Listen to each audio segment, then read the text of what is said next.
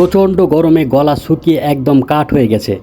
আমি হাঁটছি একটা মাঠের মধ্য দিয়ে, চারপাশে যেন আগুন জ্বলছে রোদের তাপে। পিপাসায় বুক ফাটে, কিন্তু পানি নাই। ছুটে চলেছি এদিক ওদিক, যদি একটু পানির দেখা পাই। এমন সময় চোখে পড়ল এক বিশাল পুকুর। বুক জুড়িয়ে গেল দেখে। কিছু হাঁস সাঁতার কাটছে, চারপাশে শান্ত এক দৃশ্য। কিন্তু এই পানি তো খাওয়ার যোগ্য নয়। তাই আবার হাঁটা শুরু করলাম পুকুর পাড় ধরে।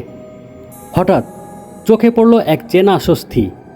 তাল গাছের নিচে একজন নামছে কচি কচি তালপানি নিয়ে। এগিয়ে গেলাম, তার কাছ থেকে একটা তালপানি নিয়ে আমিও কাটতে শুরু করলাম। প্রথম চুমুকেই প্রাণ জুড়িয়ে গেল। আল্লাহ, কি অসীম রহমত! এই রোদে, এই তাপে তালপানির মতো কিছুই যেন এত আরাম দেয় না।